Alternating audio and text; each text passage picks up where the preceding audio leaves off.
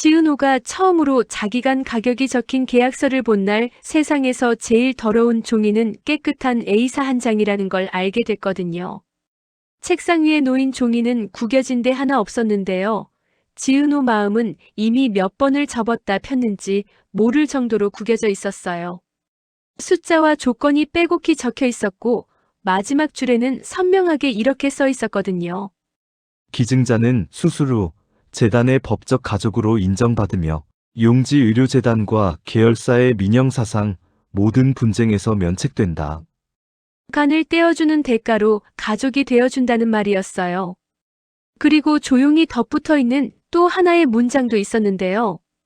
본 계약 체결 시 용지 종합병원 공사비 조작 관련 모든 책임은 기증자와 무관함을 재단이 공식 문서로 보증한다. 결국 이 계약서는 단 한 줄로 요약할 수 있는 거래였어요. 내 간을 주면 내 인생을 조금은 돌려주겠다. 마이너스 마이너스 마이너스. 지은호는 용지 종합병원 공사비 조작 의혹의 중심에 있었는데요. 자신이 올리지도 않은 도면이 자기 계정으로 서버에 올라가 있었고 그날 회의실에서 박성재가 던졌던 차가운 한마디가 아직도 귀에 남아 있었어요. 지은호 팀장, 본사 서버에 올라간 도면 본인 계정으로 올려졌습니다. 그날 이후 회사에서의 지은호 자리는 애매해졌고요. 카페 매니저와 인테리어 디자이너로서 여기저기 불려다니던 활기찬 손은 어느새 변호사 사무실과 병원 기록실 문을 더 자주 두드리고 있었어요. 게다가 감나무 보육원 앞에서 들었던 할머니의 증언, 녹취로 남겨둔 그 밤의 목소리가 자꾸만 머릿속을 뒤흔들고 있었거든요. 둘을 한꺼번에 버려놓고 갑자기 찾아와서 아들만 데리고 갔어. 그 여자가 엄마라면서 아들만. 그 여자가 바로 지금의 재단 이사장이자 지은호의 친엄마라는 사실을 지은호는 알아버렸더라고요. 마이너스 마이너스 마이너스. 재단 이사장 강미령이 지은호 앞에 처음 앉았던 날 공기는 조금도 흔들리지 않았는데요. 그 묘한 정적 때문에 오히려 숨이 막혔어요. 오은호 씨. 이사장은 이름을 또박또박 불렀습니다. 아니, 지은호 씨라고 해야겠네요. 그동안 많이 힘들었지요? 형식적인 안부였는데도 말끝이 묘하게 친밀했어요. 지은호는 그 말투가 낯설면서도 이상하게 몸 안쪽 깊은 데가 건드려지는 기분이 들었어요. 힘들다는 건 제가 판단할 일이 아닌 것 같아서요. 지은호가 조심스럽게 대답했는데요. 이사장은 미소를 거두지 않았습니다. 이런 이야기 돌려 말해봐야 서로만 피곤해지니까요. 이사장이 계약서를 내밀면서 바로 본론으로 들어갔어요. 우리 우진이 상태 따로 들었지요? 우진. 이름만 들어도 가슴이 조여들었어요. 감나무 밑에서 바나나를 반씩 나누어 먹던 남자아이, 손을 꼭 잡고 뛰어가던 아이, 유라야 넘어지면 안 돼. 라고 웃던 어린 목소리가 병원 차트 위에 이름과 겹쳐졌거든요. 지은호는 고개를 끄덕였습니다. 간 이식이 유일한 방법이라고 들었습니다. 그래요.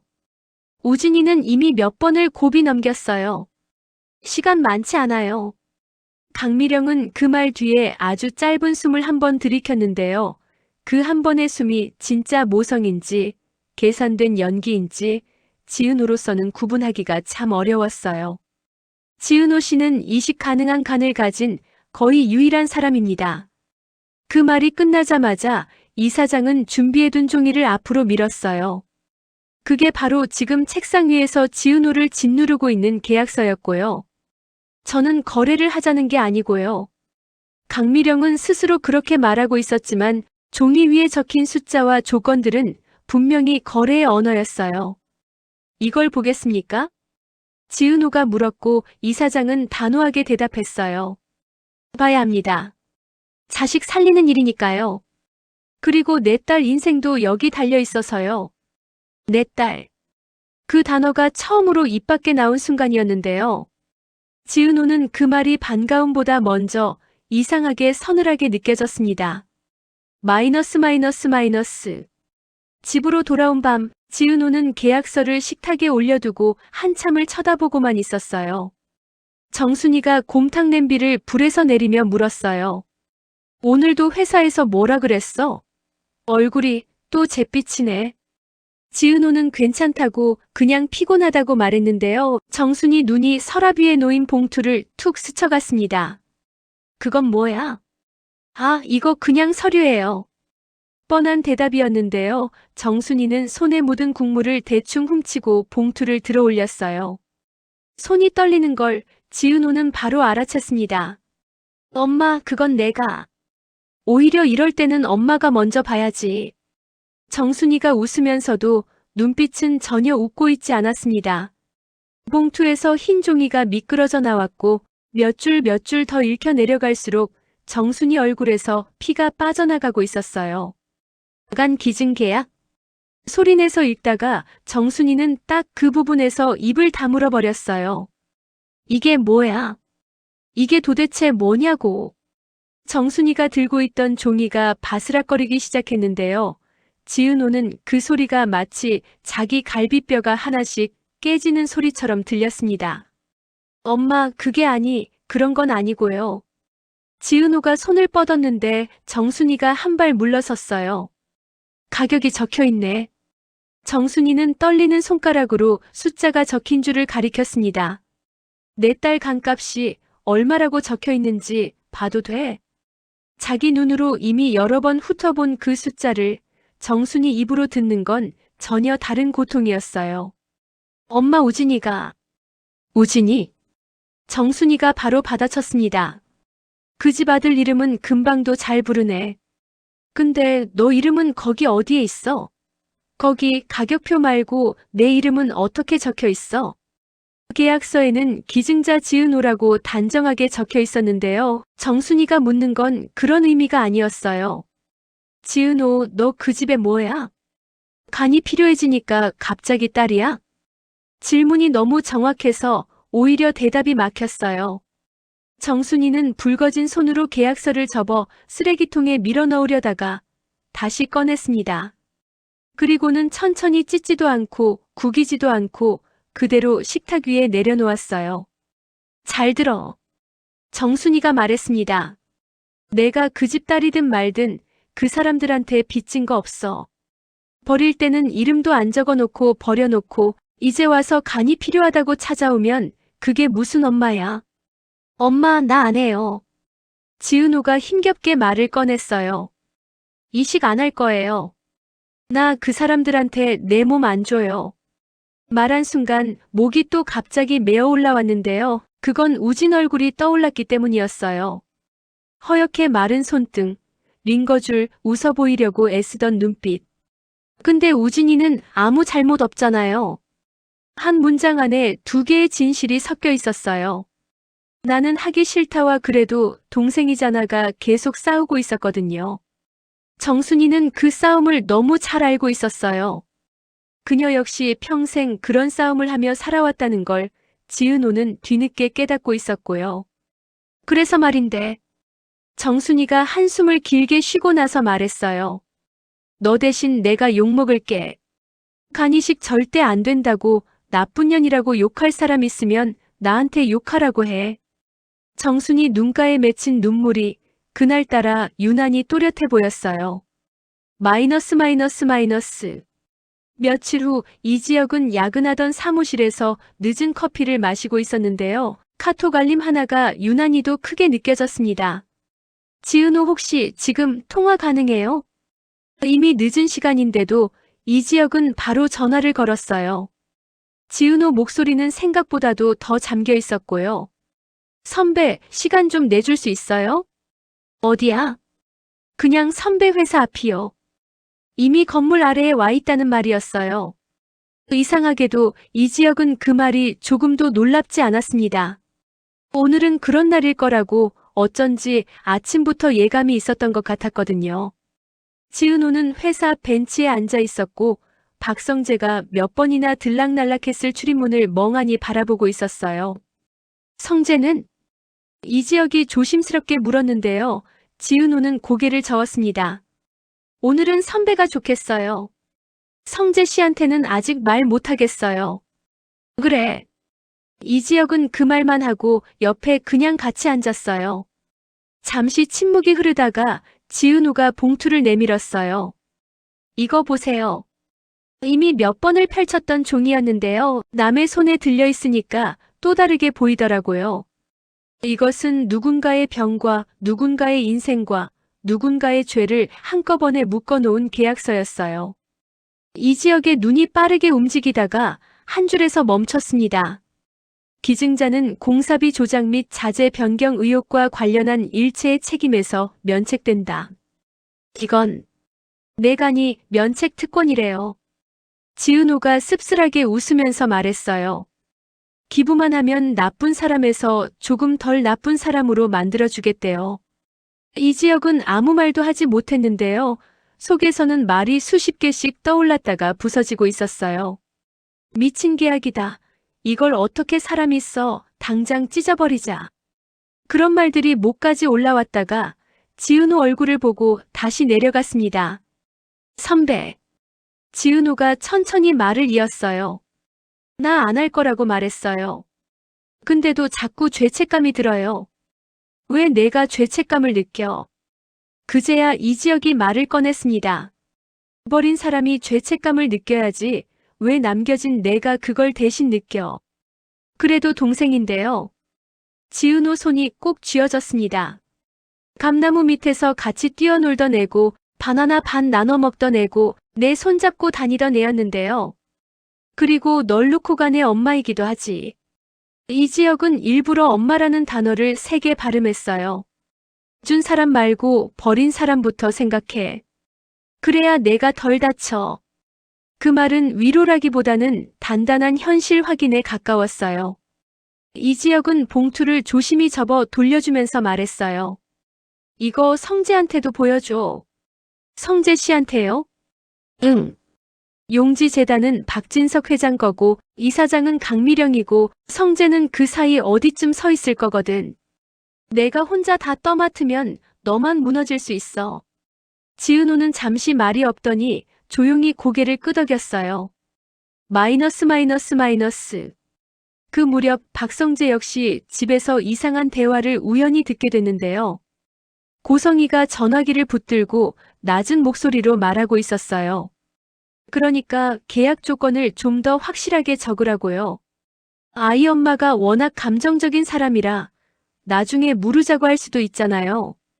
박진석이 소파에 기대 앉아 있다가 그 말을 받아쳤어요. 사람 목숨이 걸린 일인데 너무 장사꾼처럼 들리지 않게는 해라. 장사죠. 고성이는 단호하게 말했어요. 우진이 간이 오늘 내일인데 남의 간을 빌려 쓰려면 그만한 대가를 치러야죠. 어느 쪽이든 손해보지 않는 선에서 정리해야 해요. 박성재는 그 순간 머릿속 퍼즐이 한꺼번에 맞춰지는 느낌을 받았어요. 우진, 이식, 기증자, 계약. 그리고 회사에서 이상하리만치 빨리 정리되었던 지은호 관련 조사 결과. 엄마 기증자라는 사람. 거실로 들어서며 물었을 때 고성이는 살짝 놀란 표정을 지었어요. 아, 성재 왔니? 그 사람 혹시 지은호야? 짧은 침묵이 흘렀고 그 침묵이 대답이었어요. 성재야. 박진석이 나섰습니다. 사적인 감정 넣지 마라. 우진이는 너 동생이고 이건 가족끼리 해결해야 할 문제야. 가족이요? 성재가 웃음 비슷한 숨을 내쉬었어요. 버릴 때는 가족 아닐 수도 있고 시간 필요해지면 갑자기 가족이 되는 그런 종류의 가족 말씀이세요? 고성의 얼굴이 굳어졌어요. 지은호 씨 쪽에서 힘들어하면 여기서 적당히 선을 그어줘야 하는 거 아니에요? 성재가 조심스럽지만 단단하게 말했어요. 그 사람 이미 병원 일로도 너무 많이 무너졌어요. 입원까지 떠안기면 그냥 사람 하나를 통째로 부수는 거라고요. 그러니까 그 대신 우진이를 죽게 내버려 두자. 박진석 목소리가 낮게 가라앉았습니다. 책임이라는 게 뭔지 생각해봐라. 누구를 살리고 누구를 포기할 건지 선택하는 일은 누군가는 해야 한다. 그걸 왜 그 집안에서 정하냐고요? 성재가 처음으로 아버지에게 정면으로 소리를 높였어요. 길가에 버려둔 애를 왜 지금 와서 살릴지 말지를 그쪽에서 결정하냐고요. 그날 밤 박성재는 한동안 방 안에서 나올 수 없었어요. 지은호 얼굴, 우진 얼굴, 그리고 자신이 끼어있는 구조를 생각하면 할수록 어딘가에서 누군가를 밀어 떨어뜨려야만 하는 다리 위에 서 있는 기분이었거든요. 마이너스 마이너스 마이너스. 결국 세 사람은 같은 날 같은 시간에 한 병원에서 마주치게 됐습니다. 우진이 입원해 있는 병실 앞 복도 흰 벽과 푸른 문 사이로 모든 감정이 뒤섞여 있었어요. 우진은 생각보다 더 말라 있었는데요. 눈빛만큼은 또렷했어요. 누나죠? 지은호를 보자마자 우진이 그렇게 물었어요. 어떻게? 사진 봤어요. 우진이 살짝 웃어 보였어요. 엄마 서랍 속에 오래된 흑백 사진이 하나 있거든요. 감나무 밑에서 여자애랑 남자애랑 같이 있는 사진. 엄마가 그거 볼 때마다 울더라고요. 지은호는 숨이 막혀서 제대로 대답도 못했어요. 나 때문에 힘들게 만들고 싶지는 않은데. 우진이 천천히 말을 이었습니다. 그래도 살고 싶기는 하네요. 이상하죠? 이상한 거 아니야. 옆에 있던 박성재가 조용히 끼어들었어요. 살고 싶어 하는 건 누구한테나 당연한 거야. 형이 더 이상해졌네. 우진이 웃으려다가 기침을 조금 했어요. 예전 같으면 이런 말 농담으로 넘겼을 텐데. 그 짧은 농담 사이에서도 지은호 가슴은 계속 울컥거리고 있었어요. 이 아이는 아무것도 모르는 얼굴로 자신을 살릴 수도 있고 죽일 수도 있는 누나를 바라보고 있었거든요. 누나. 우진이 마지막으로 한마디를 더 붙였어요. 결정은 누나가 했으면 좋겠어요. 누나가 나 살려주면 고맙고 안 해줘도 원망은 안 할게요. 근데 억지로는 하지 마요. 억지로 한 건 나도 평생 기억날 것 같아서요. 그 말을 듣고 나니 해줘야 한다는 압박보다 내가 이 아이 인생에 어떤 기억으로 남을까라는 생각이 먼저 들어버렸어요. 마이너스 마이너스 마이너스. 며칠 뒤 재단 회의실에서 비공개 미팅이 열렸습니다. 한쪽에는 강미령과 재단 측 변호사들, 다른 쪽에는 지은호와 그 옆을 지키고 있는 이지혁 그리고 박성재가 있었어요. 계약서는 다시 한번 가운데 테이블에 놓였고요. 이번에는 강미령이 입을 열었습니다. 단순히 거래가 아니라 서로의 인생을 정리하는 자리라고 생각했으면 좋겠어요. 정리라니요. 지은호가 되물었어요. 내가 태어났을 때부터 지금까지 내가 했던 잘못이 너무 많아요. 버린 것도 찾지 않은 것도 다 내 죄죠. 근데 이제 와서 다 돌이킬 수는 없으니까. 그냥 마지막으로 한 번이라도 엄마 노릇을 하고 싶어요. 그 말에 이지혁이 살짝 눈살을 찌푸렸어요. 엄마 노릇이라는 말이 지금 이 상황에선 너무 늦었고 너무 편리한 단어처럼 느껴졌거든요. 엄마 노릇이 계약서부터 꺼내오는 거예요? 지은호 목소리가 살짝 떨렸지만 눈빛은 또렷했어요. 나한테 미안하면 그냥 미안하다고만 하세요. 간까지 요구하면서 그걸 사랑이라고 포장하지는 말고요. 강미령 얼굴이 처음으로 크게 일그러졌어요. 그래. 내 말이 다 맞다. 그래도 우진이는 어떡하냐? 그때 박성재가 조용히 손을 들었습니다. 이건 지은호 씨 혼자 감당할 문제가 아닙니다. 강미령이 고개를 돌렸어요. 너는 왜 여기 껴있는 건데, 성재야? 용지 종합병원 용지재단 그리고 그 공사비 조작 사건까지 전부 우리 회사 이름으로 엮여 있습니다. 재단이 지은호 씨에게 면책을 조건으로 내건 것 자체가 이미 협박으로 보일 수 있어요.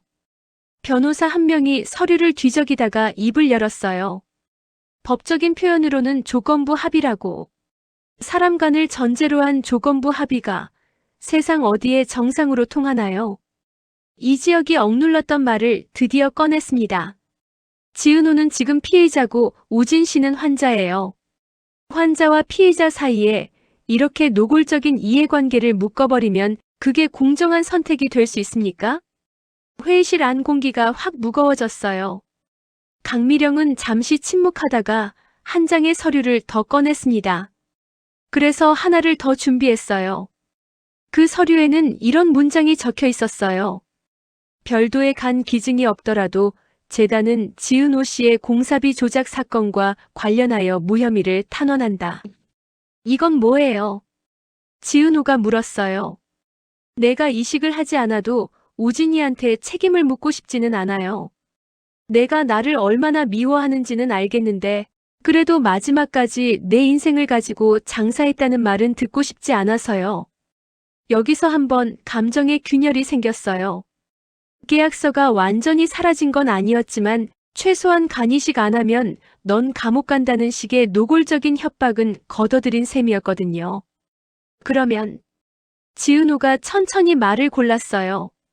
이제 선택은 진짜 제 몫이라는 거네요. 그래. 강미령이 고개를 끄덕였습니다. 이제는 정말 내가 하고 싶은 대로 해. 우진이를 살리든 외면하든 엄마로서 내 결정을 존중하겠다고 약속할게. 그 말 속에는 여전히 무수한 꼬인 감정들이 섞여 있었지만 적어도 이번에는 거래의 문장보다는 조금 인간의 문장에 가까웠어요. 마이너스 마이너스 마이너스. 집으로 돌아오는 길, 지은호는 휴대폰 녹음 목록을 다시 열어봤습니다. 감나무 보육원 앞 할머니의 떨리는 목소리. 둘이 같이 있었어요.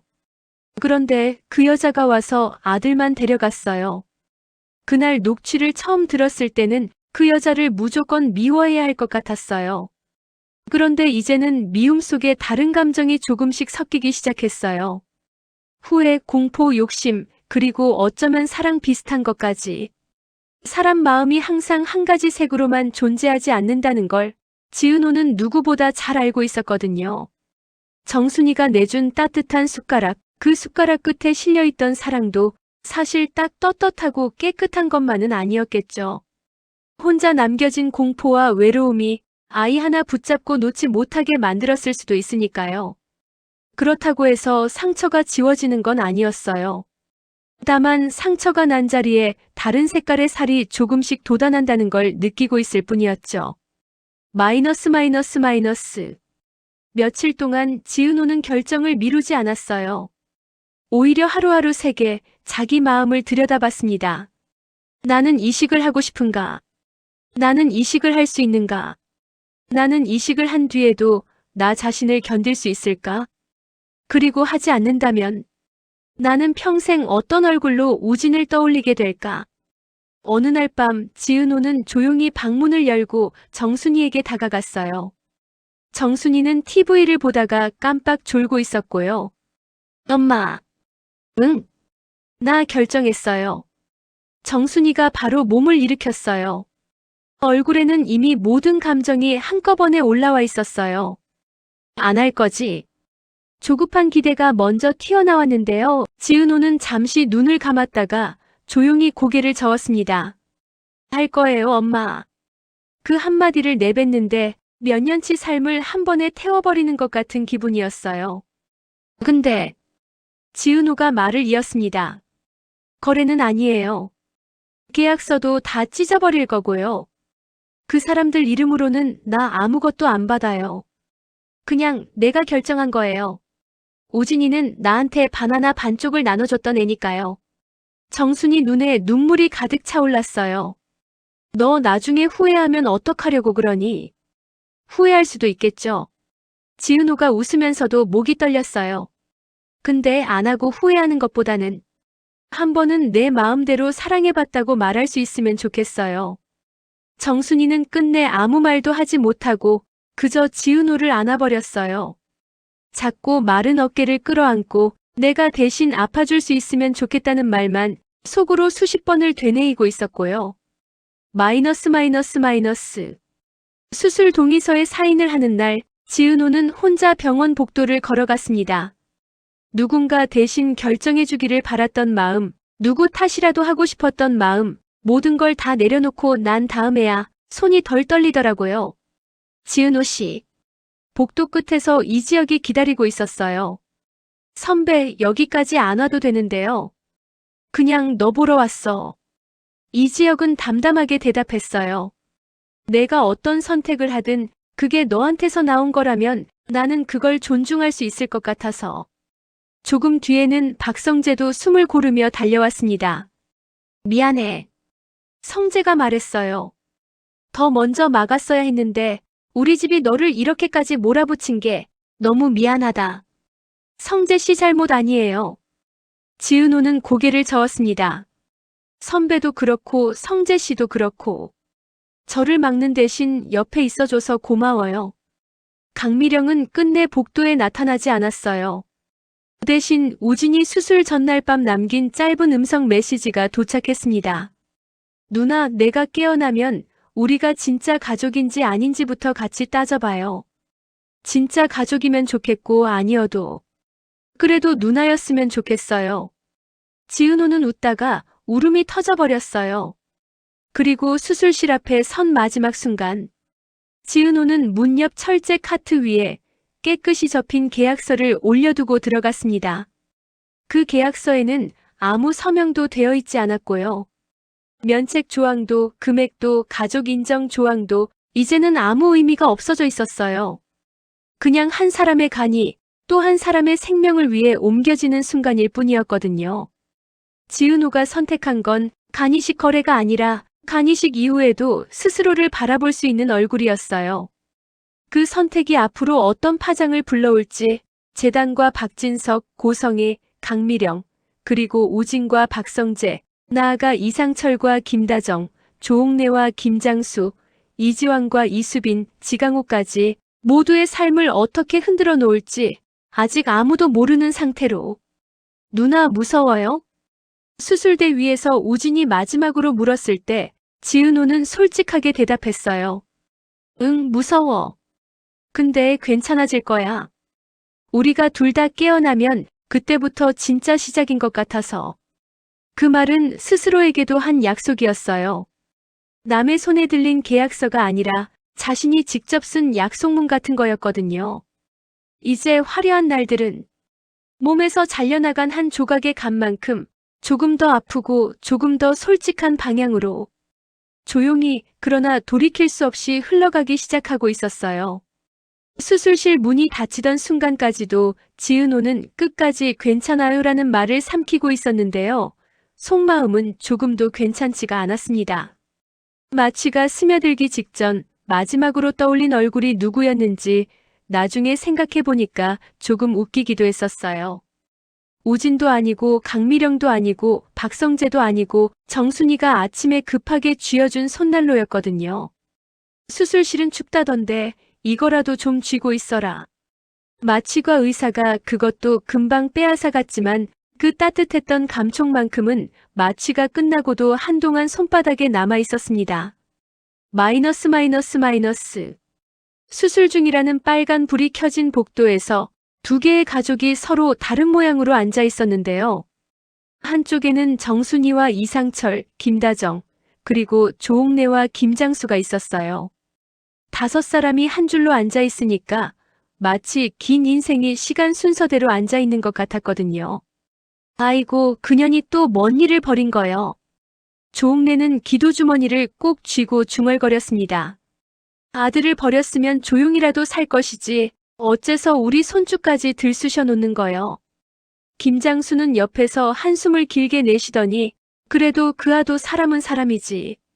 죽으면 안 되니까 저 아이가 또 속을 썩는 거 아니겠냐? 하고 지은호를 생각하며 눈을 감았어요. 김다정은 손을 모으고 앉아 있다가 문득 이상철을 힐끔 바라봤습니다. 여보, 당신은 솔직히 어때요? 오가 이런 선택한 거 이해돼요? 이상철은 쉽게 대답하지 못했어요. 평생 정직하게만 살려고 애쓴 사람이라서 자기 안의 모순을 말로 꺼내는 일이 누구보다 힘든 사람이었거든요. 솔직히 말하면 말이지. 이상철은 잠시 말을 고르더니 낮게 말했어요.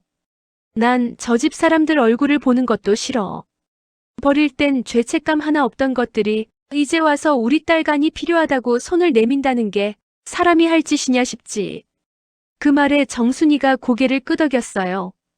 근데 또 죽어가는 애를 생각하면 그 아한테는 죄를 묻기도 애매하고. 이상철이 씁쓸하게 웃었습니다. 어른들이 저질러 놓은 죄를 애들 몸으로 받아내는 꼴이지 뭐. 정순이는 그 말을 듣고 눈을 감았다 떴습니다. 사실 누구보다도 먼저 같은 생각을 했던 사람이 자신이라는 걸 알고 있었거든요. 그렇다고 우리 오 하나만 갖고 이 판을 끝낼 수는 없어요. 정순이는 다부지게 말했어요. 간이식은 오가 선택한 거지만 간이식 거래는 그쪽 어른들이 책임질 일이에요. 이대로 덮으면 저 사람들 또 같은 짓 할 거예요. 그 말에 아무도 쉽게 반박을 못했어요. 마이너스 마이너스 마이너스. 복도 반대편 조금 떨어진 구역에는 박진석과 고성희 그리고 박영나가 앉아 있었어요. 소파가 더 비싸 보인다는 이유 하나로 병원이 눈치껏 준비한 VIP 대기실 쪽이었는데요. 이상하게도 공기는 그쪽이 훨씬 더 차갑게 느껴졌습니다. 아버님 산소포화도 안정적이고 지표도 괜찮다고 합니다. 주치의가 그런 말을 건넸는데도 박진석 얼굴에서는 안도와 초조가 동시에 오락가락하고 있었어요. 안정적인 건 좋아. 근데 괜찮은 편이다 같은 말은 됐고 살 거냐 못 살 거냐 그것만 확실히 말해봐. 박진석의 투명한 말투에 주치의가 목을 한번 가다듬었어요. 현 시점에서는 수술은 성공적인 편입니다. 다만 이식 후 경과는 조금 더 지켜봐야죠. 고성희는 한참 동안 아무 말도 하지 않았는데요. 손톱을 만지작거리던 손이 제일 먼저 진실을 말해주고 있었어요. 자기도 모르게 손끝이 계속 떨리고 있었거든요. 박영란은 그런 어머니를 조용히 바라보고 있었습니다. 어릴 때부터 봐온 건 완벽하게 화장된 얼굴과 흔들림 없는 눈썹이었는데요. 오늘은 눈 밑에 지워지지 않은 다크서클이 떠 있었어요. 엄마. 박영나가 조심스럽게 불렀어요. 기증자 쪽 보호자는 안 와요? 고성희가 살짝 눈살을 찌푸렸습니다. 뭘 그런 걸 신경을 써. 거긴 알아서들 하겠지. 알아서 하라기에는. 박영나는 말끝을 흐렸다가 다시 이어서 말했어요. 내가 아까 복도에서 봤거든요. 지은호 씨 쪽 가족들. 그냥 딱 봐도 우리랑 사는 세계가 다르더라. 세계가 다른 게 뭐가 어때서. 고성희가 바로 받아치려다가 박영나의 눈빛이 묘하게 냉정하다는 걸 보고 말을 잠시 멈췄어요. 엄마, 우리가 지금 받는 건 기증이고 그쪽이 내어놓은 건 장기예요. 근데 병원 안에 떠도는 소문은 우리 쪽이 먼저 거래를 꺼내 들었다는 얘기거든요. 고성의 얼굴이 딱 굳어졌어요. 또 누가 헛소리를 하고 돌아다니는 거야. 헛소리면 좋겠죠. 박영란은 낮게 한숨을 쉬었어요. 근데 나는 이게 헛소리인지 아닌지 알고 싶어요. 내 동생이 살아나는 게 기쁘더라도 그게 누군가의 삶을 깎아내서 얻어낸 거래라면 나도 그냥 기쁘기만 하기는 어렵거든요. 그 말을 듣고 박진석이 처음으로 딸을 제대로 바라봤습니다. 영나야, 지금은 그런 얘기 꺼낼 때가 아니다. 그럼 언제 꺼내요? 박영나가 바로 되물었어요. 살려달라고 무릎 꿇을 때요. 살려줘서 고맙다고 절할 때요. 아니면 다 끝났다고 믿을 때요. 고성희는 결국 소파에서 몸을 일으켰어요. 난 일단 내 아들부터 살리고 나서 그 다음에 뭐든 생각할 거야. 박영란은 그런 어머니 등을 바라보며 자신도 모르게 두 손을 꽉 모았어요. 그리고 그 순간 박영란 머릿속에 떠오른 이름 하나가 있었어요. 이지환.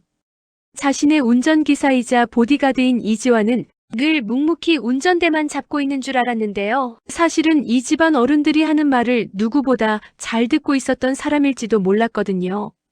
마이너스 마이너스 마이너스. 수술은 생각보다 길게 이어졌고 날이 한번 완전히 밝았다가 어스름해질 때쯤 끝났습니다. 먼저 나온 건 우진 쪽 소식이었어요. 수술은 성공적으로 마쳤습니다. 경과만 잘 지켜보면 될 것 같습니다. 생명이 붙었다는 말만큼 사람을 울리는 말도 드문데요. 정작 박진석은 울지 못하고 한참을 멍하니 서 있었어요. 오랫동안 움켜쥐고 있던 긴장이 갑자기 풀려버리면 눈물보다 먼저 공허가 찾아오기도 하니까요. 고성희는 숨이 터져나오는 듯이 울음을 참다가 결국 병원 복도를 한 바퀴 크게 돌고 와서야 겨우 숨을 고를 수 있었어요. 그런데 지은호 쪽 소식은 조금 다르게 전해졌습니다. 기증자분은 아직 회복실에 계십니다. 수술 중에 큰 문제는 없었지만 체구가 작은 편이라 회복에 더 시간이 필요할 수 있습니다. 그럼 괜찮다는 말이에요? 아니라는 말이에요? 정순이가 거의 매달리다시피 물었는데요. 주치의는 신중하게 대답했어요. 지금 단계에서는 괜찮은 편이라고 보셔도 됩니다. 다만 통증이 심할 거고 심리적으로도 많이 힘들 수 있어서요. 옆에서 잘 지켜봐 주셔야 합니다. 그 말을 듣고서야 이상철이 허리를 한번 부여잡고 의자에 주저앉았어요. 살아는 있는 거지. 그 한마디가 그날 그 가족이 할 수 있는 최대의 안도였습니다. 마이너스. 며칠이 흘렀고 지은호가 처음 눈을 떴을 때 세상이 조금 기울어져 있는 것 같았어요. 몸 한쪽이 무겁게 눌린 것 같기도 하고 속이 텅 비어 있는 것 같기도 했는데요. 눈을 겨우 뜨고 나서야 알게 됐어요. 깼네. 침대 옆에 이지혁이 졸린 얼굴로 앉아 있다가 순간적으로 표정을 환하게 바뀌게 했습니다. 선배. 목소리가 자기 것 같지가 않았어요. 사막 한가운데서 물 한 모금 겨우 얻어 마실 때 나오는 소리 같았거든요. 물 조금 마실래? 이지혁이 빨대를 살짝 가져다 댔는데 물맛보다 먼저 자신이 아직 살아있다는 사실이 먼저 느껴졌어요. 우진이는요? 첫 질문이 그거였다는 사실이 잠시 지나고 나서 자신을 조금 웃게 만들었어요. 괜찮대. 이지혁이 고개를 끄덕였습니다. 회복 잘 되고 있고 너랑 비슷한 시기에 깰 것 같다고 했다. 다행이네요. 눈시울이 뜨거워지려고 하는 순간 통증이 먼저 훅 치고 올라왔어요.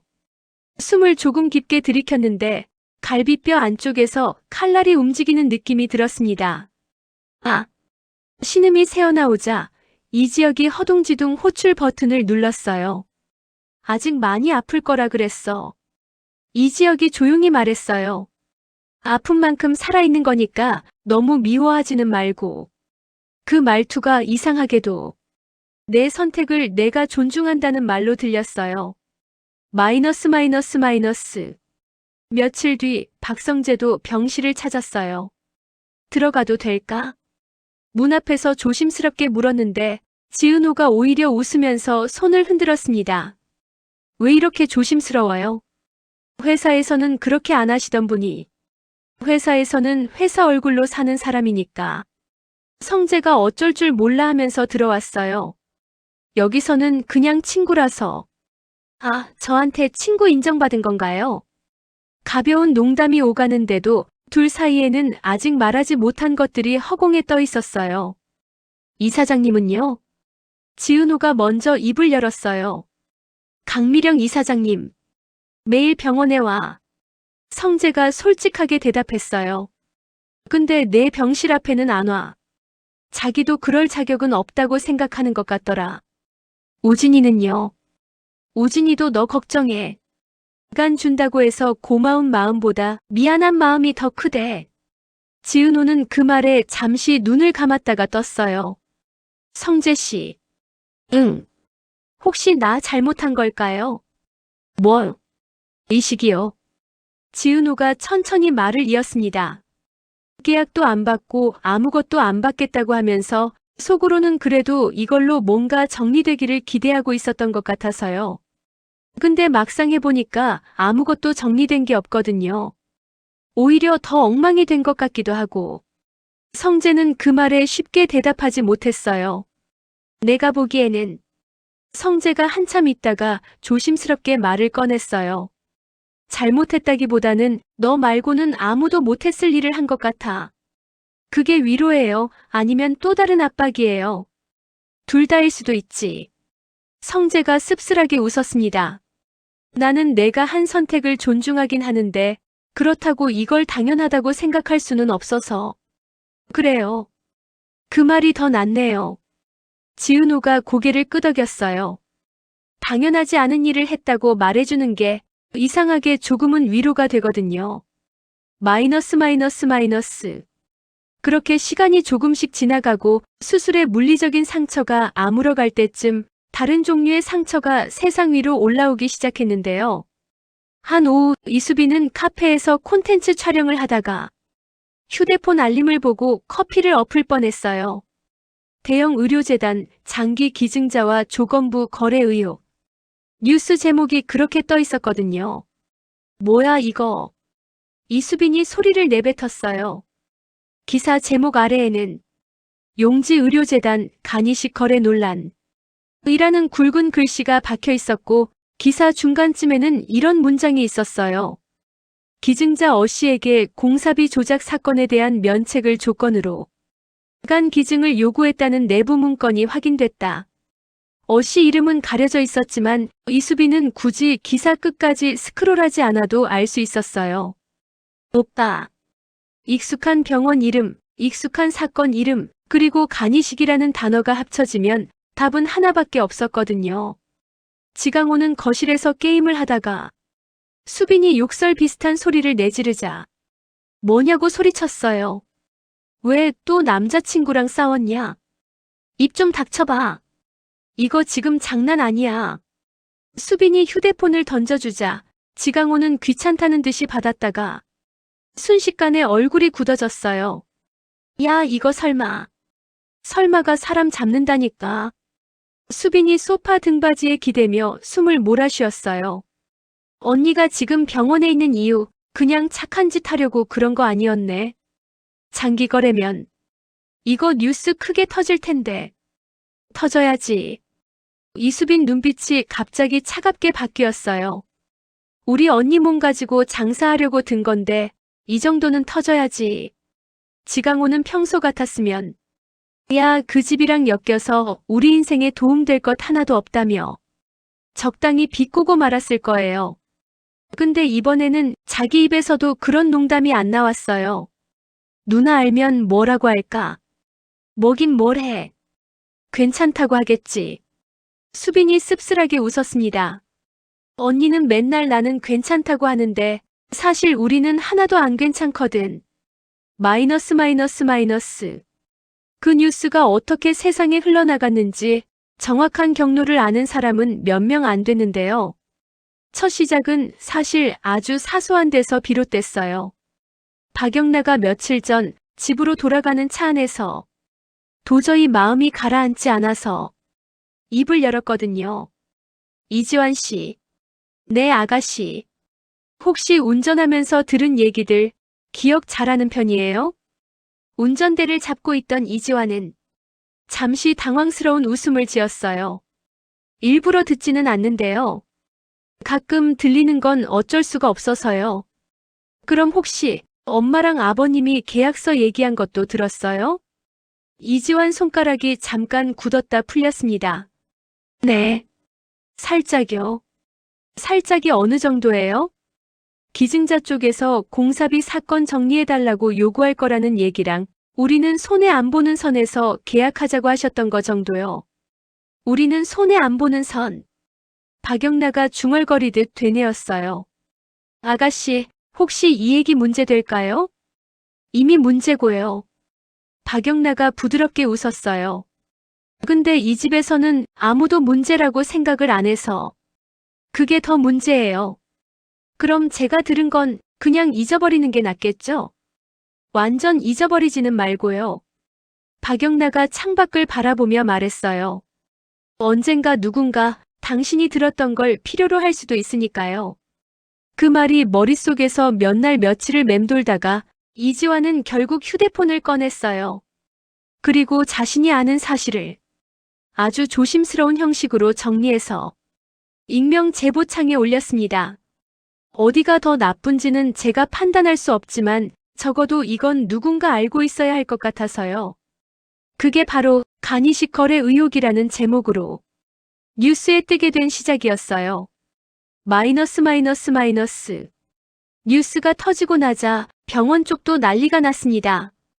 회진을 돌던 의사들 사이에서는 이식 자체는 문제 없었는데 위에서 이상한 짓을 했나 보다 라는 식의 소문이 돌기 시작했고요. 간호사들은 입단속을 당했지만 사람 입이란 게 막아준다고 막히는 게 아니었어요. 무엇보다도 기사를 본 환자 보호자들이 눈빛이 달라졌습니다. 저 병원 원래 저런 데였어?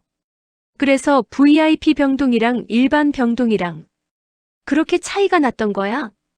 의문들이 입에서 입으로 옮겨 다니면서 병원은 겉으로는 조용해 보이는데 속으로는 여기저기 균열이 생기고 있었죠. 마이너스 마이너스 마이너스. 지은호는 처음 며칠 동안은 뉴스가 떴다는 사실조차 몰랐어요. 정순이와 이지혁, 박성재 모두가 한 통속이 되어서 TV도 꺼놓고 휴대폰도 멀리 치워놓았거든요. 지금은 몸부터 추스르는 게 먼저야. 정순이가 단호하게 말했어요. 밖에서 누가 뭐라 떠들어도 내 간이 붙어 있어야 그 다음이 있는 거지. 하지만 세상에 완벽한 차단은 없어요. 조옥래가 손자 얼굴 보겠다고 병실에 왔다가 그만 입을 잘못 놀렸거든요. 아이고 우리 오. 뉴스에서 난리더라 난리. 세상이 다 알게 됐어. 그년이 어떤 년인지.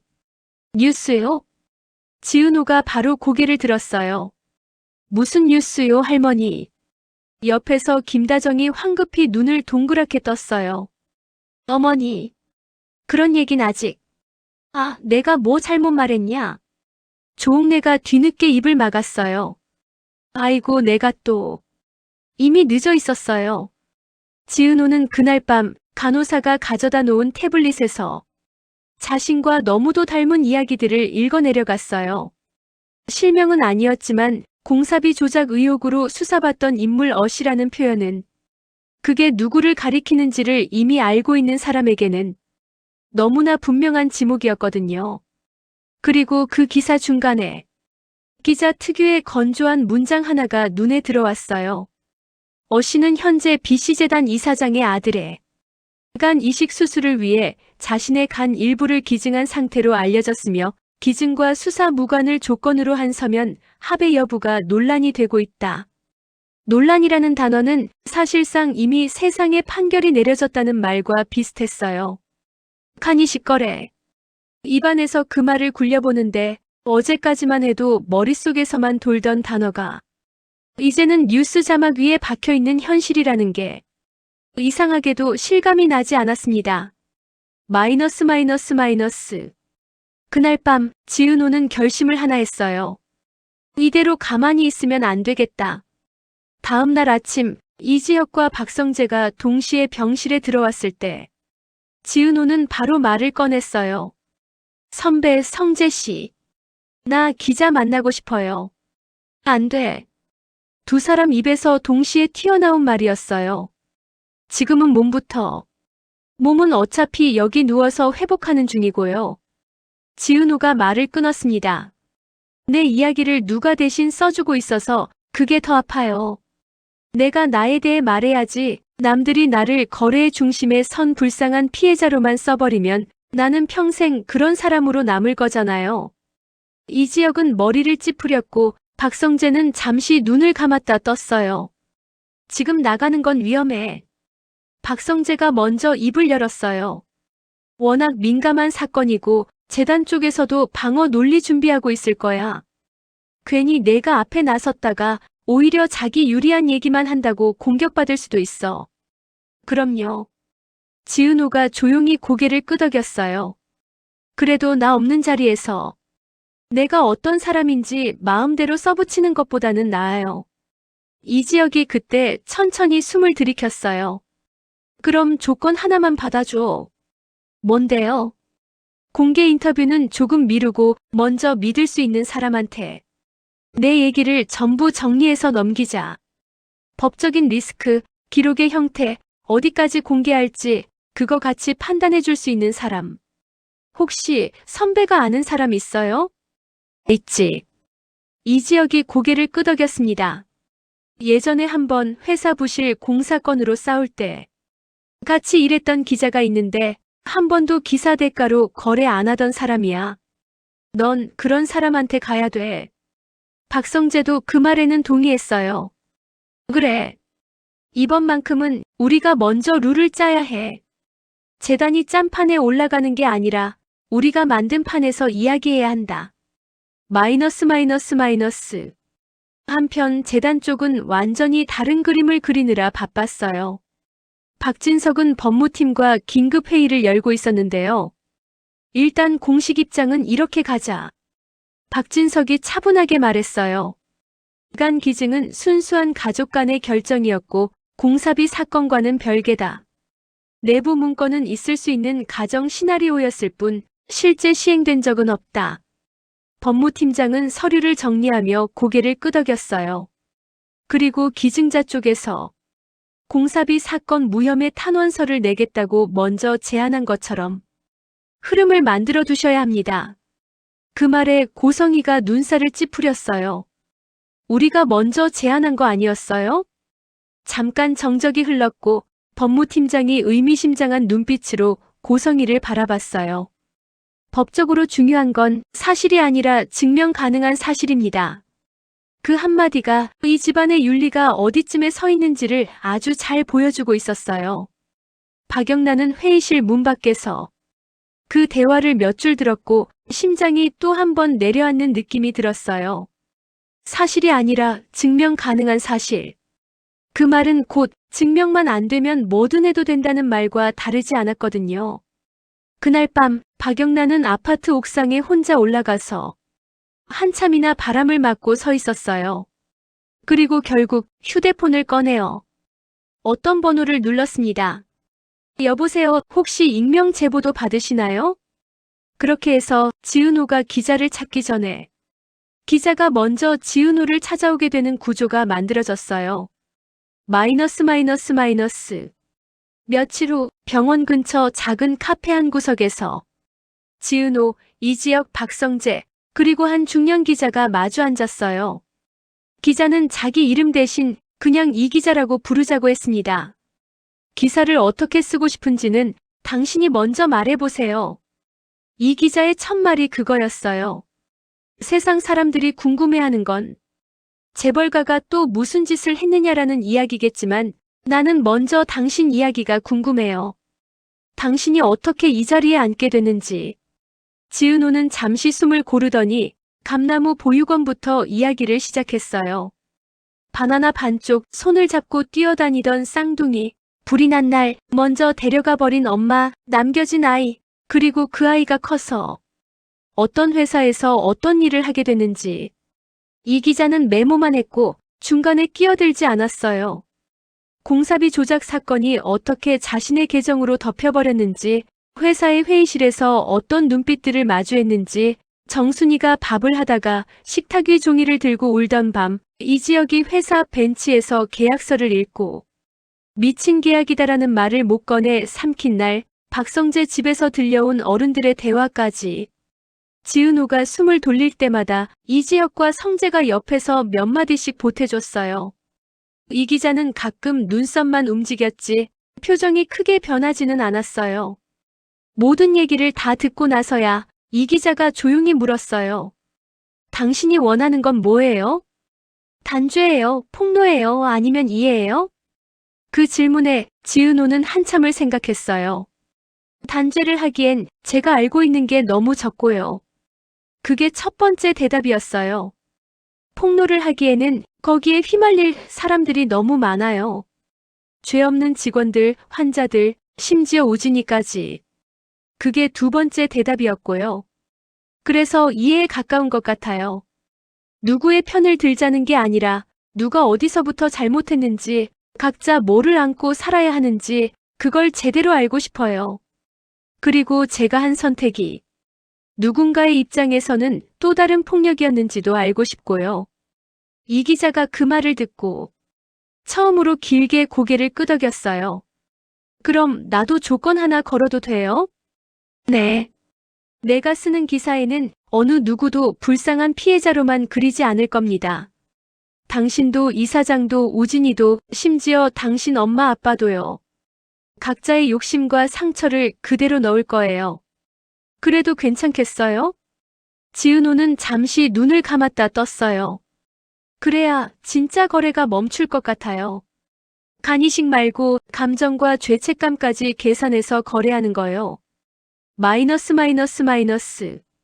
기사 준비는 생각보다 길게 이어졌어요.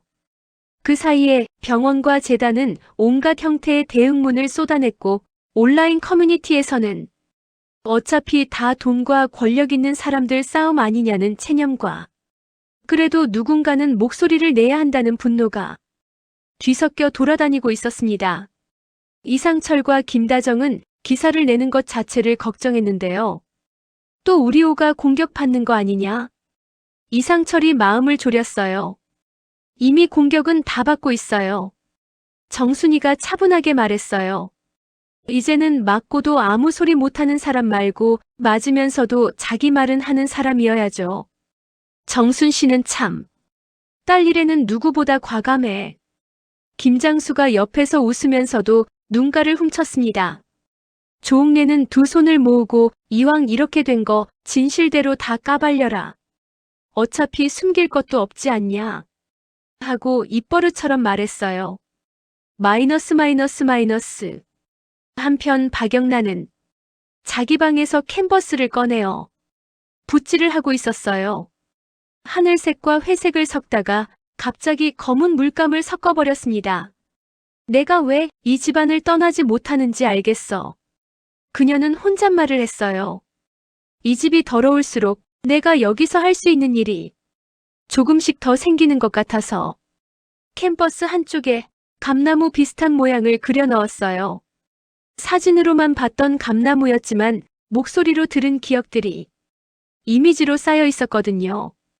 그리고 그림 아래에 작게 한 문장을 적었습니다. 누가 누구를 버렸는지 끝까지 보고 싶어서 마이너스. 기사가 나간 날 인터넷은 아침부터 시끄러웠어요. 이 기자는 기사 제목을 이렇게 달았어요. 간이식 거래 이면. 버려진 딸 살려야 할 아들 그리고 어른들의 계산.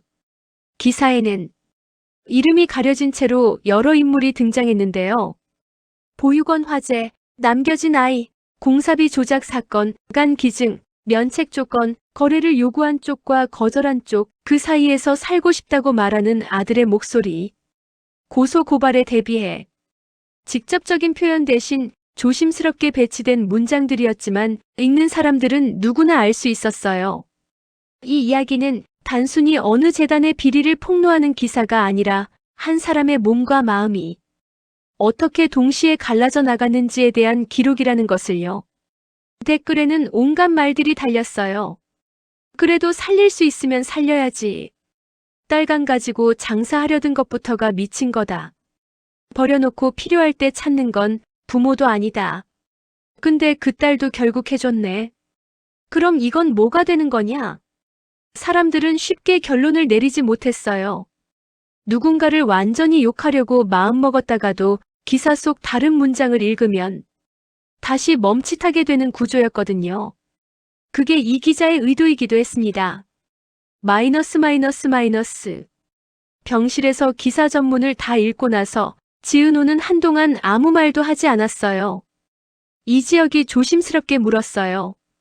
어때? 이상해요. 지은호가 천천히 대답했어요. 내 얘긴데 마치 소설 읽는 기분이기도 하고. 근데 또 내 삶이 이만큼이나 복잡했구나 싶기도 하고. 후회돼? 뭐가요, 기사요? 기사도 이식도 다. 지은호는 잠시 생각하다가 고개를 저었어요. 후회는 아직 잘 모르겠고요. 그냥 이제야 내가 간이식 거래의 피해자가 아니라 내 선택의 주체로 조금 기록된 것 같아서 그게 이상하게 제일 안도돼요. 박성재가 그 말을 듣고 조용히 웃었습니다. 이제부터는 거래를 요구하던 쪽이 설명해야 할 차례니까. 근데 그쪽이 설명 같은 거 할까요? 안 하겠지. 성재가 고개를 끄덕였습니다. 그래서 우리 같은 사람들이 계속 묻는 수밖에 없는 거고. 마이너스. 우진도 기사를 봤어요. 아직 완전히 회복되지 않은 몸으로 태블릿을 들고 있다가 몇 번이나 눈을 감았다 떴습니다. 엄마. 강미령은 우진 옆에서 손을 꼭 잡고 있었는데요. 아들의 부름에 조용히 고개를 들었어요. 응, 우진아. 이거 다 사실이에요? 강미령은 그 질문에 한 번도 해본 적 없는 표정을 지었어요. 평생 모든 걸 통제하고 모든 걸 계산해 오던 사람이었는데 그 순간만큼은 뭐라고 대답해야 할지 모르는 얼굴이었거든요.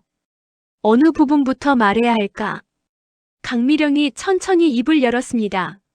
엄마가 너를 살리고 싶어 했던 건 사실이고 그 과정에서 너무 많은 걸 놓친 것도 사실이야. 기증자한테 조건 걸었던 것도요?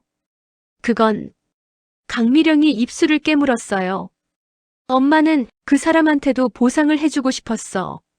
죄책감 덜어주는 의미도 있고 내가 살아났을 때 적어도 누군가의 인생을 덜 망치고 싶어서. 그게 보상이에요? 우진 목소리가 조금 떨렸어요. 엄마가 저 사람한테 한 건 처음부터 끝까지 거래였는데. 엄마가. 나도 알아요. 우진이 손을 들어 엄마 말을 막았어요. 엄마가 나를 얼마나 살리고 싶어 했는지. 그게 거짓말이 아니라는 것도. 근데 엄마. 우진이 천천히 말을 이었습니다. 버린 사람한테 살려달라고 하는 게 맞는 건지는 모르겠어요. 그 말은 우진 입에서 나온 말이었지만 사실은 지은호 마음 한복판에 언제나 걸려있던 문장이기도 했습니다. 강미령은 그 한마디를 듣고 처음으로 울음을 터뜨렸어요. 우진이 아픈 것 때문에 흘리는 눈물이 아니라 자기가 저지른 일의 결과를 아들 입으로 듣게 된 데 대한 오열이었거든요. 엄마, 미안해. 강미령이 겨우 입술을 떼고 말했어요. 너한테도 그 아이한테도 그리고 어쩌면 나 자신한테도 마이너스. 이제부터 화려한 날들은 조금 다른 국면으로 넘어가려고 하고 있었는데요. 간이식이라는 물리적인 수술은 끝났지만 간이식 거래라는 이름의 오래된 습관은 아직 어른들 가슴 속에서, 회사 안에서, 재단 서류 더미 속에서 사라지지 않았거든요. 이상철은 퇴직자 모임에서 요즘 젊은 것들이라는 말을 들을 때마다 조금씩 웃음이 나기 시작했어요. 요즘 젊은 것들이 문제가 아니고 예전 어른들이 문제였던 건 아닌가 싶어서요. 김다정은 동네 학교 도서관에서 아이들에게 책을 읽어주면서 자신이 가르쳤던 수많은 아이들 얼굴 위에 지은호의 어린 얼굴과 우진의 얼굴을 겹쳐보게 됐습니다. 이수빈은 자극적인 제목만 뽑던 쇼츠 채널에 처음으로 조금 긴 영상을 올렸어요. 우리 언니 이야기를 들려드릴게요. 키워드만 쫓던 구독자들 일부는 떠났지만 새로운 사람들이 조용히 들어와 댓글을 남겨주기도 했어요. 지강호는 아직도 게임을 많이 했지만 간혹 쉬는 시간에 보육원 봉사 공고를 찾아보는 자신을 발견하고 나도 좀 변했나 보다 하고 혼잣말을 하기도 했어요. 박영란은 캠퍼스 위 감나무 가지를 조금 더 길게 그려나갔습니다. 그 나무 아래 이제는 한 아이만 서 있는 게 아니라 둘, 셋, 넷 계속 늘어나는 사람들의 뒷모습이 보였어요. 버려졌거나 남겨졌거나 거래의 대상이 되었거나 아니면 그냥 서로를 붙잡고 서 있으려고 애쓰는 사람들. 이지환은 아직도 박영라의 차를 운전하면서 조용히 길을 기억하고 있었어요. 어느 날 영라가 물었어요. 이지환 씨, 혹시 후회돼요? 뭐가요? 그때 제보했던 거요. 이지환은 잠시 웃다가 고개를 저었습니다. 솔직히 말하면 조금 무섭기는 했어요. 근데 그날 밤에 우리 누나가 누워있는 병실 위를 올려다봤거든요. 그때 생각했어요. 누군가는 이런 짓 그만하게 만들어야 한다고요. 누나. 아, 제 누나는 아니고요. 이지환이 웃었어요. 그냥 그때는 다들 내 누나 같더라고요. 박영란은 그 말을 듣고 창밖 어두운 도로를 한번 쳐다봤어요. 이상하다. 이 집안 어른들보다는 운전기사가 훨씬 어른 같다. 그 말은 농담처럼 들리지만 실제로는 그 집안이 어디서부터 잘못되기 시작했는지를 조용히 지적하고 있는 문장이기도 했습니다. 마이너스. 그리고 아직 등장하지 않은 사람처럼 느껴졌지만 사실은 이 이야기 한가운데 서 있던 사람이 하나 더 있었어요. 바로 화려한 날들의 제목을 누가 지어줬는지조차 모른 채 어느 한켠에서 묵묵히 서 있던 삶이라는 인물이었죠. 삶은 늘 그랬듯이 누구 편도 확실하게 들지 않고 대신 모든 사람에게 조금씩의 기회를 나눠주고 있었어요. 상처를 고칠 기회, 사과할 기회, 다시 시작할 기회, 혹은 끝까지 용서를 못하고 사는 기회까지. 이제 지은호와 우진, 그리고 그들을 둘러싼 모든 인물들은 각자 어떤 기회를 잡을지 선택해야 하는 시점에 와 있었고요. 간이식 거래의 시대를 끝내고 다른 종류의 관계를 시작할 것인지 아니면 거래의 방식만 조금 바꿔서 또 다른 계약서를 쓰고 말 것인지 답은 아직 정해지지 않았는데요. 딱 하나 확실한 건 지은호가 자기 몸에서 떼어낸 그 한 조각의 값만큼은 누군가의 계산이 아니라 자기 마음에서 나온 선택으로 남을 거라는 사실이었어요.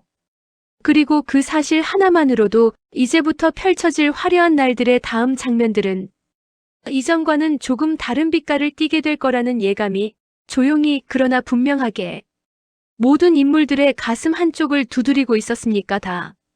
드라마는 다음을 기약하며 막을 내렸습니다. 지금까지 영상이 재미있으셨다면 구독, 좋아요, 알림 설정 부탁드려요. 영상 제작에 큰 힘이 됩니다.